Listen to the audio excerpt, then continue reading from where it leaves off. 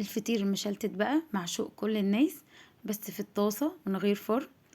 حاجة تحفة، بيبقى جميل جدا، بيبقى مقرمش من بره وطري من جوه، حاجة كده فظيعة بجد. شايفين التوريقة عاملة ازاي؟ تعالوا نشوف الاول هنعجنه ازاي مع بعض. انا كنت منزله الطريقه قبل كده، وده جزء العجن من الطريقه اللي كنت منزلاها. هنجيب ميه ونحط فيها ملح بس، وبعد كده ننزل بالدقيق. لو احتاجنا ميه هنزود، او احتاجنا دقيق هنزود. عايزه يبقى فيه طعم الملح باين، زودي الكيلو مثلا معلقتين ملح.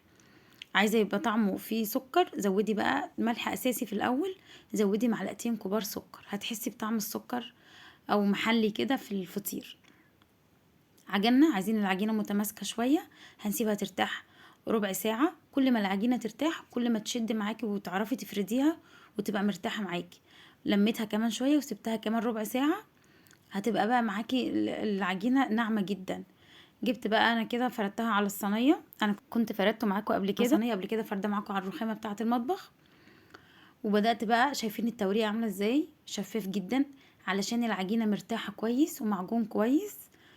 طبعا مجهزين سمنة على زيت او زبدة على زيت على حسب ما تحبي. انا بسيح زبدة وبحط عليها زيت علشان ندهن بين الطبقات. انت المادة الدهنية اللي تحبيها، بس طبعا سمنة بلدي او زبدة بتخلي طعمه تحفة. ونبدأ بقى نفرد وندهن بين الطبقات. كل القرص اللي انا قرصتها تمام.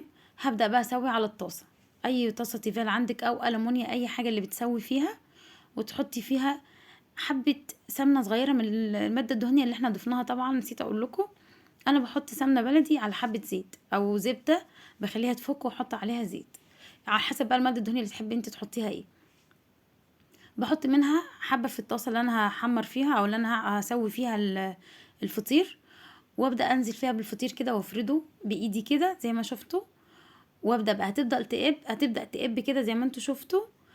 هتبدا بقى تحسي ان هي خفيفه لما ترفعيها كده بالمعلقه، تحسي ان هي خفيفه، تقلبيها الناحيه التانية.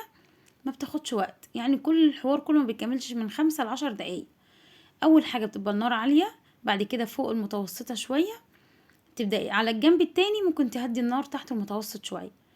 بجد ميزه الطاسه عن الفرن ان هو بيطلع، انا بالنسبه لي بحب اللي هو في الطاسه عن الفرن كتير. بيطلع مقرمش جدا من بره وطري جدا من جوه، بيبقى تحفه زي ما انتوا شايفين كده، والصوره مظلومه كمان بجد. انا فطير الطاسه عندي احسن من فطير الفرن. شايفين عامل ازاي؟ دي ميزه بقى الطاسه عن الفرن. انا بالنسبه لي الفرن بتاعي مش بيسوي، يعني تسويته ما بتعجبنيش، بس تسويت، واولا كمان مش بتاخد وقت. يعني تسويه الطاسه ما بتاخدش وقت زي الفرن، بيستوي بسرعه. ممكن تحطي طاستين لو انتي عامله كتير، انا هي طاسه واحده وبتنجز معايا بجد. شايفين المنظر عامل ازاي؟ بجد كان تحفه ومورق جدا. وطبعا ما تنسوش الدهان بين الطبقات علشان يطلع بالتوريقه دي. كل ما تفردي طبقه تدهني فيها سمنه او زبده زي ما تحبي.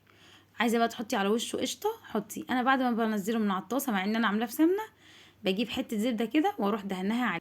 الزبده بتفرق معاه وبتديله طعم حلو وريحه تحفه.